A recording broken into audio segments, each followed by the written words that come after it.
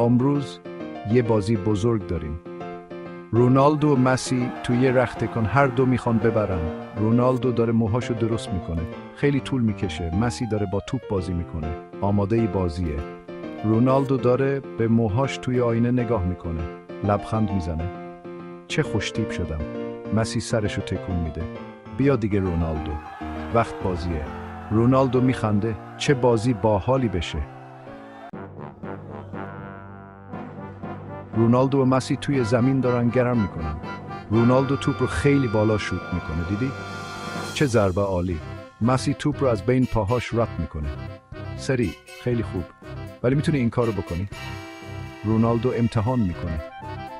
میخوره زمین. مسی میخنده. کمک میکنه رونالدو بلند شه. نگران نباش رفیق. بعدم بهت یاد میدم. رونالدو نیشخند میزنه. شاید من به تو یاد بدم. مربی سوت میزنه. وقت تمرین. اول دویدن. رونالدو با سرعت میدوه جلو. داره خودنمایی میکنه. مسی کنارش میدوه. آروم.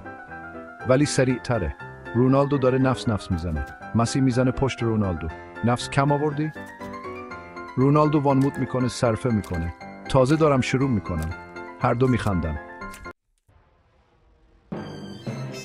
آخرین تمرین روز. مربی میاره بیرون یه عصب تک شاخ بادی بزرگ. بازیکن‌ها گیج شدن. مربی لبخند میزنه. هر کی اول سوارش بشه و بره اون ور زمین برنده است. رونالدو و مسی به هم نگاه میکنن. یهو هر دو میدون طرف عصب تک شاخ. خنده گنده روی صورتشون. همه میخندن. بعضی وقتا خوشگذرونی از رقابت مهمتره.